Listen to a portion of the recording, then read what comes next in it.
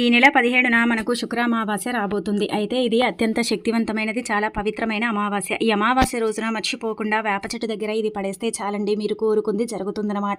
అలానే కాకుండా ఏంటంటే క్షణాల్లో మీ దరిద్రాలన్నీ కూడా పోయి మీకు డబ్బు రావటం, అలానే కాకుండా మీకు అద్భుతమైన ఫలితాలు కూడా రావటం అనేది జరుగుతుందండి. అమావాస్య రోజున ఎవరైతే వేప చెట్టు దగ్గర ఇది పడేస్తారో వాళ్ళ జీవితంలో ఏంటంటే గనక సుఖాలు ఏర్పడతాయి, కష్టాలన్నీ కూడా పోతాయి, దుఃఖాల నుంచి వారు బయటపడతారు. అలానే కాకుండా లక్ష్మీదేవి అనుగ్రహం కూడా కలుగుతుంది అని చెప్పొచ్చు. అందుకే మర్చిపోకుండా ఇప్పుడు చెప్పే విధంగా ఈ వేప చెట్టు పరిహారం చేసుకోండి. అయితే ఏప్రిల్ 17వ తేదీన మనకేంటంటే శుక్ర అమావాస్య ఏర్పడుతుంది. ఇది అత్యంత శక్తివంతమైనది అనమాట. అమావాస్య రోజు శుక్రవారం వస్తుంది కదా, అంటే శుక్రవారం రోజు అమావాస్య వస్తుంది. కాకపోతే ఏంటంటే కనుక దీనికి పవర్ అనేది ఎక్కువగా ఉంటుందని మనకు పురాణ గ్రంథాల్లో చెప్పబడుతుంది. శాస్త్రాల ప్రకారం ఏంటంటే కనుక శుక్రవారం అమావాస్య వస్తే దాన్ని అతీత శక్తివంతమైన అమావాస్యగా పరిగణించేవారు మన పూర్వీకులు కావచ్చు, మన పెద్దవారు కావచ్చు. అందుకే మీరు కూడా ఏంటంటే గుర్తుపెట్టుకోండి, ఈ విధంగా ఏంటంటే చిన్న పరిహారం అనేది చేయండి.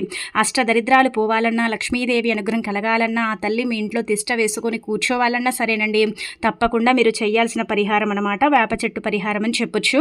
అయితే వేప చెట్టు దగ్గర ఏంటంటే కనుక ఏం చేయాలో తెలుసుకునే ముందు ఒక చిన్న రిక్వెస్ట్ అండి, వీడియోని పూర్తిగా చూడండి, నచ్చితే లైక్ చేయండి, కొత్తగా చూస్తున్నట్టయితే సబ్స్క్రైబ్ చేసుకోండి. మనకేంటంటే శుక్ర అమావాస్య వస్తుంది కదా, అయితే ఈ రోజున ఏంటంటే కనుక ఉదయాన్నే లేవండి, సూర్యోదయానికి ముందే నిద్ర లేచి ఇంటిని వాకిలిని శుభ్రం చేసుకుని ఆ తర్వాత ఇల్లంతా కూడా క్లీన్ చేసుకుని ఇంట్లో తప్పనిసరిగా పసుపు నీళ్లు చల్లాలి. నార్మల్గా శుక్రవారం ఇంట్లో పసుపు నీళ్లు చల్లకూడదంటారు, కానీ అమావాస్య ఉంది కదా, భూమిపైన ఎన్నో దుష్టశక్తులు సంచరిస్తూ ఉంటాయి. ఆ దుష్టశక్తుల చెడు ప్రభావం మన ఇంటి మీద పడకుండా ఉండాలంటే తప్పకుండా ఇంట్లో పసుపు నీళ్లు చల్లుకోవాలి. అలా చల్లేసిన తర్వాత ఏంటంటే ఎలాగైతే మనం శుక్రవారం అన్ని నియమాలను పాటిస్తామో అవన్నీ కూడా పాటించాలి. గుమ్మాలకు పసుపు రాయటం, కుంకుమతో బొట్టు పెట్టుకోవడం, వాకిట్లో ముగ్గు పెట్టడం, అలానే కాకుండా శుచిగా స్నానం చేయటం. స్నానం చేసేటప్పుడు స్త్రీలు కావచ్చు, పురుషులు కావచ్చు, ఎవరైనా కావచ్చు అండి, స్నానం చేసే నీటిలో చిటికెడంత పసుపుని వేసుకొని చేయటం. ఇలా చేసిన తర్వాత ఏంటంటే ఉతికిన వస్త్రాలు ధరించండి. అయితే అమావాస్య రోజున నల్లటి వస్త్రాలు ధరించకూడదు. శనికి సంకేతం నలుపు కాబట్టి మన జీవితంలో శని పెరుగుతుంది. శని ఏంటంటే కనుక తగ్గదనమాట, ఇది గుర్తుపెట్టుకోండి. అందుకే మీరు గుర్తుపెట్టుకుని ఏంటంటే నల్లటి వస్త్రాలను, బ్లూ కలర్లో ఉండే బట్టల్ని అవాయిడ్ చేయండి. మిగతావి ఏవి వేసుకున్నా కానీ పర్వాలేదనమాట. అలా చేసి అమ్మవారిని ఏంటంటే నిష్ట నియమాలతో దీప ధూప నైవేద్యాలతో చక్కగా పూజించండి.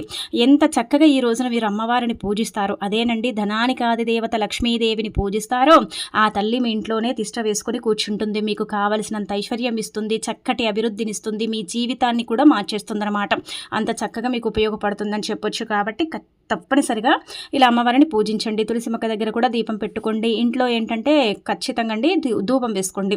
ధూపం ఏంటంటే గుగ్గిలంతో వేయొచ్చు, అలానే కాకుండా సాంబ్రాణితో కూడా ధూపం వేసుకోవచ్చు. మనకి ఏదైతే అందుబాటులో ఉంటుందో ఆ విధంగా మీరు ధూపం వేయండి, కానీ ధూప్ స్టిక్తో వేయకండి. ధూప్ స్టిక్ ఏంటంటే కనుక అప్పటికప్పుడు మాత్రమే అది అంటే మనకు ఫలితాన్ని ఇస్తుంది, కానీ ఈ పొగ ఏంటంటే కనుక మన ఇంట్లో నలుమూలల్లో చెడు శక్తి దాగుంటుంది కదా, దాన్ని బయటికి తీసేంత శక్తి ఉంటుందన్నమాట. అందుకే ఇంట్లో ధూపం నిప్పులను అంటే వెలిగించి చక్కగా అగ్గిని రాజేసి ఆ దాడితో మీరు ధూపం వేస్తే మంచిది. ఆ తర్వాత ఇలా ఇంట్లో మొత్తం పనులన్నీ కూడా అయిపోయిన తర్వాత ఇంకా అమావాస్య రోజు శుక్రవారం ఉంది కదా, ఇంట్లో నాన్ వెజ్ ఉండకండి.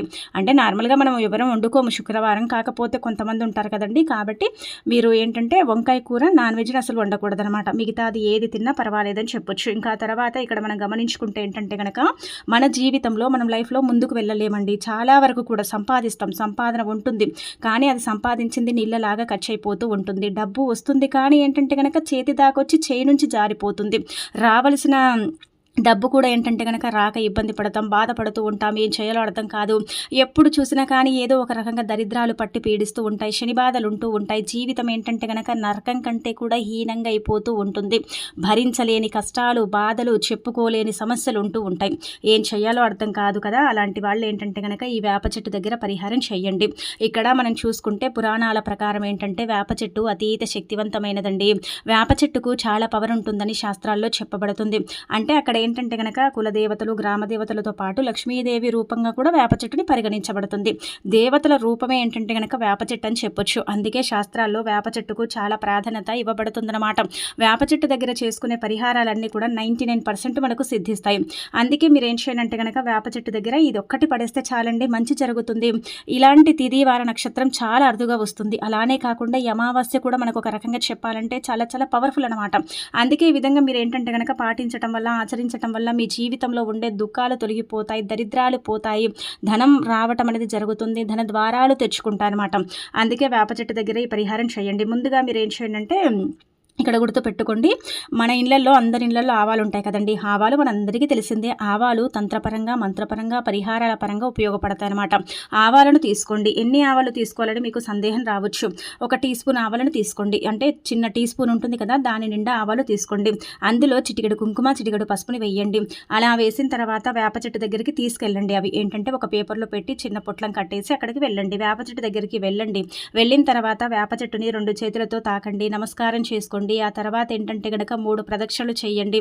అలానే కాకుండా ఏంటంటే ఇంకా ఇలా అంతా కూడా చేసిన తర్వాత ఆ పొట్లం విప్పేసి మీరు సంకల్పం చెప్పుకోండి. అంటే మాకు ఈ సమస్య ఉంది, బాధ ఉంది, ఇలా ఇబ్బంది పడుతున్నాం, ఇలా బాధలు వస్తున్నాయి, చాలా సమస్యలు, ఇలా మీకు ఏవేవి ఉన్నాయో అవన్నీ కూడా చెప్పేసుకోండి, సరిపోతుంది. దరిద్రాలు 2 నిమిషాల్లో పోతాయి. కష్టాలు ఏంటంటే కనుక క్షణాల్లో మాయమవుతాయి. ఆ కష్టాలకు తగ్గట్టుగా ఫలితం వస్తుంది.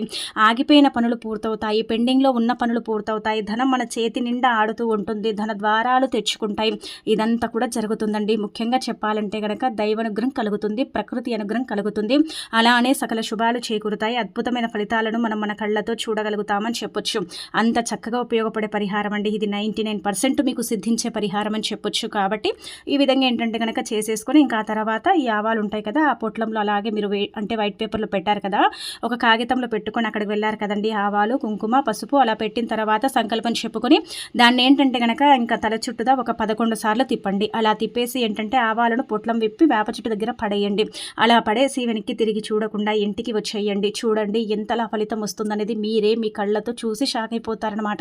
అంత చక్కగా పనిచేస్తుందండి పరిహారం.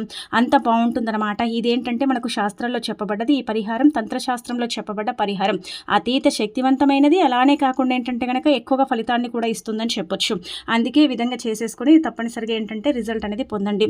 వేప చెట్టు పరిహారం అనేది 99% మనకు ఉపయోగపడుతుంది. చాలా వరకు కూడా ఏంటంటే మన జీవితాన్ని మారుస్తుందన్నమాట. మన జీవితంలో ఉండే నష్టాలను, కష్టాలను తొలగించడానికి, దరిద్ర బాధల్ని తీసేయడానికి ఉపయోగపడే పరిహారం అని తంత్రశాస్త్రంలో చెప్పబడుతుంది. కావున శుక్ర అమావాస్య రోజు ఖచ్చితంగా ఆచరించుకోండి. ఆ తర్వాత ఇంకొకటి ఏంటంటే ఇప్పుడు చెప్పే ఈ చిన్న చిన్న నియమాలు పాటించండి.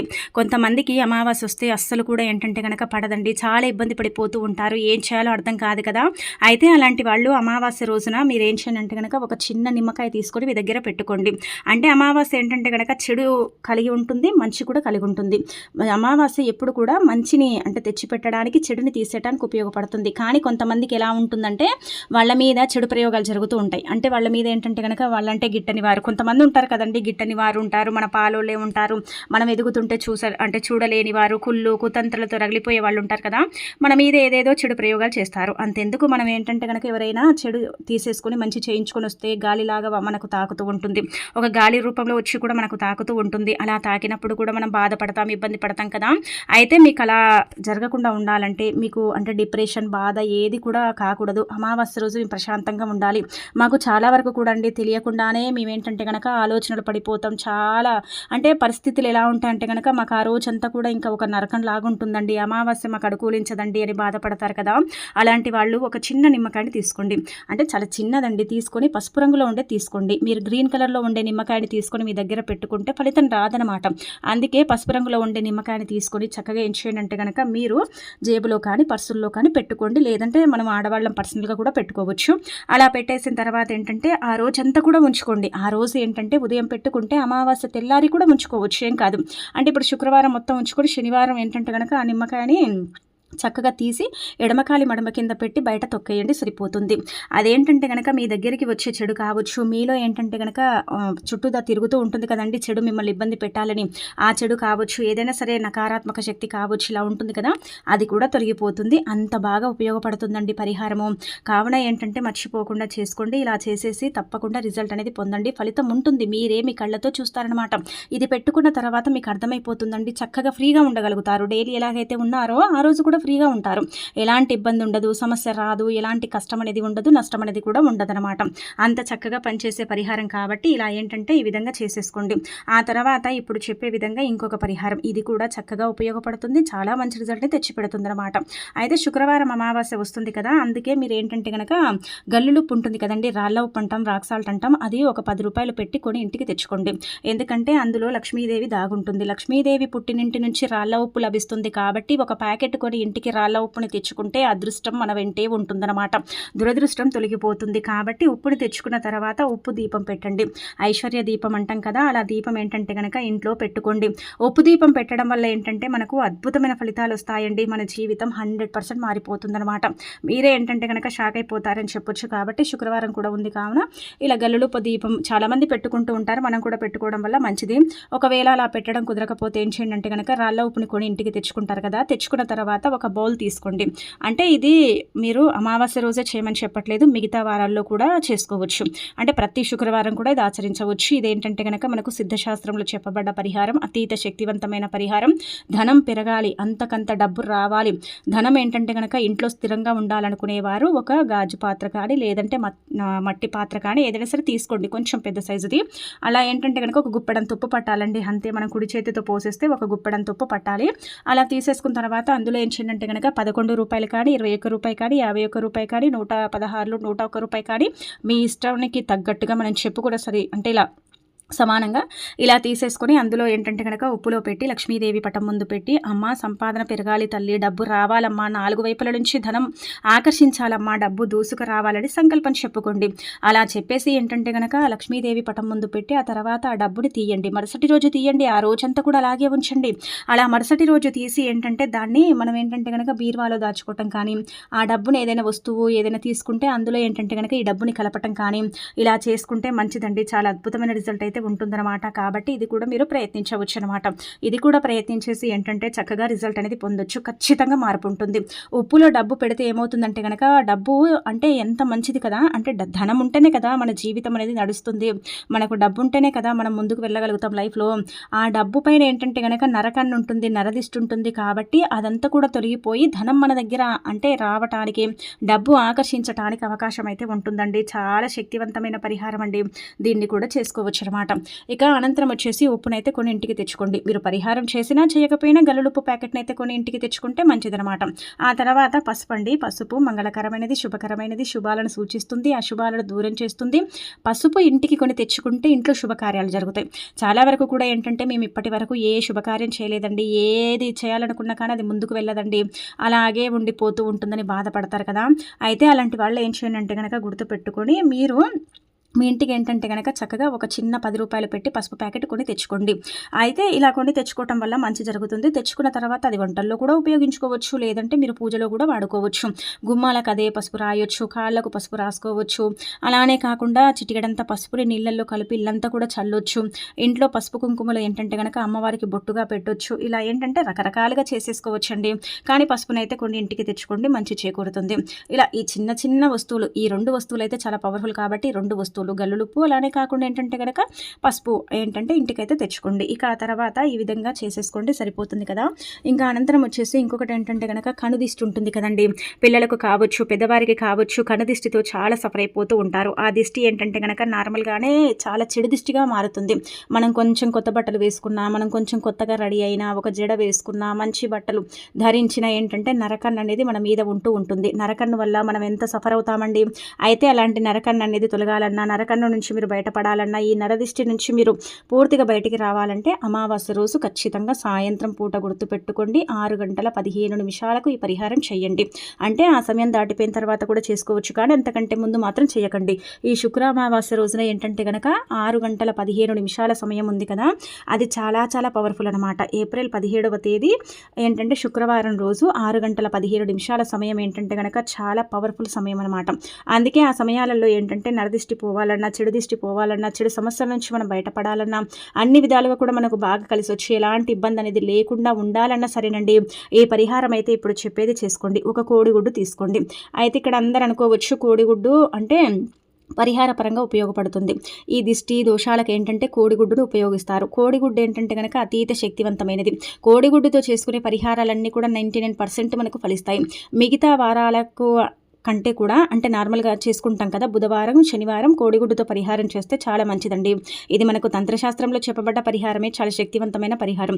దిష్టి తొలగించుకోవాలన్నా, దిష్టి నుంచి బయటపడాలన్నా, ఈ దిష్టి మన దగ్గరికి దరిదాపుల్లోకి రాకుండా పోవాలన్నా, దిష్టి ఎక్కడికక్కడ పగిలిపోవాలన్నా సరే మీరేంటంటే కనుక ఇలా చెయ్యండి. అయితే ఈ వారాల కంటే కూడా ఈరోజు తిదివార నక్షత్రం బాగుంది కదా, శుక్రవారం రోజు అమావాస్య వచ్చింది కాబట్టి 6:15 ఒక కోడిగుడ్డుని తీసుకొని మీ దిష్టికి తగ్గట్టుగా మీరు పరిహారం చేయండి. అంటే ఒక్కొక్క ప్రాంతంలో ఒక్కొక్క రకంగా దిష్టి తీసుకుంటారు కదండి. కొంతమంది ఏంటంటే కనుక సవ్య దిశలో అసవ్య దిశలో, కొంతమంది దిగదూర్చడం అంటారు, కొంతమంది ఏంటంటే కనుక తల చుట్టూతో తిప్పి పడేయటం, ఇలా ఒక్కొక్కరు ఒక్కొక్క రకంగా చేస్తారు. అందరూ ఒకే రకంగా చేయరు కాబట్టి మీ ప్రాంతానికి తగ్గట్టుగా ఏంటంటే కనుక మీరు దిష్టిని తొలగించుకోవచ్చు. ఇప్పుడు మీ ఇంట్లో పిల్లలు ఉన్నారనుకోండి, వాళ్ళకి ఏంటంటే కనుక 2 కోడిగుడ్లు తీసుకొని చక్కగా దిష్టి తీసి ఆ 2 కోడిగుడ్లు కూడా పగలగొట్టకుండా ఒక చోట పెట్టండి. అంటే మీ ఇంటి నుంచి కొంచెం దూరంగా పెట్టండి, మీ ఇంటికి దగ్గరగా పెట్టకూడదు, అవి పగలకూడదు. మీరు పరిహారం చేస్తున్నప్పుడు కూడా పగలకూడదు, పరిహారం చేసి తీసుకెళ్ళి బయట పెట్టేటప్పుడు కూడా పగలకూడదు. అలా పెట్టేసి ఏంటంటే కనుక ఇంటికి వచ్చేయండి. ఈ విధంగా చేయటం వల్ల పిల్లల పైన ఉన్న చెడు కావచ్చు, మీ పైన ఉన్న చెడు కావచ్చు, ఏదైనా కావచ్చండి, అదంతా కూడా తొలగుతుందన్నమాట. కానీ మీరు చేసేటప్పుడు తూర్పు ముఖాన నించోండి.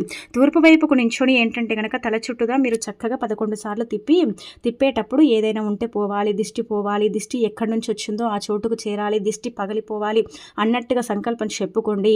చెప్పేసుకొని చక్కగా ఏంటంటే కనుక దిష్టి తీసుకోండి. మాకు దిష్టి తీయటమే రాదనుకుంటే మాత్రం తల చుట్టూగా 21 సార్లు తిప్పేసి ఆ కోడిగుడ్లు పగలకుండా తీసుకెళ్ళి ఏంటంటే కనుక ఒక ప్రదేశంలో పెట్టేసి ఇంకా ఇంటికి వచ్చేయండి. అలా కూడా మీకు ఫలితం వస్తుందన్నమాట. అలా కూడా మీరు ఏంటంటే కనుక ఫలితాలను పొందుతారని చెప్పొచ్చు. కాబట్టి ఈ విధంగా ప్రయత్నించండి. స్త్రీలు, పురుషులు, పిల్లలు, పెద్దవారు ఎవరికైనా సరే ఈ పరిహారం అనేది ఖచ్చితంగా సిద్ధిస్తుంది. క్షణాల్లోనే అండి. మీరు ఏంటంటే కనుక అక్కడ పెట్టి ఇక్కడికి వచ్చేసరికి ఫలితం వస్తుంది. భారం దిగిపోయినట్టు, బరువు తగ్గిపోయినట్టు అనిపిస్తుంది అనమాట. వెంటనే కాళ్ళు చేతులు శుభ్రం చేసేసుకోండి. ఇంకా మీ అంత అదృష్టవంతులకి ఎవరు ఉండరనమాట. ఎవరికి చెప్పకండి ఇలా చేసుకున్నట్టు, ఎవరితో ఏంటంటే కనుక పంచుకోకండి. అంతా కూడా మీకు మంచి జరుగుతుంది, ఇంకా తిరుగుండదు కాబట్టి పాటించండి.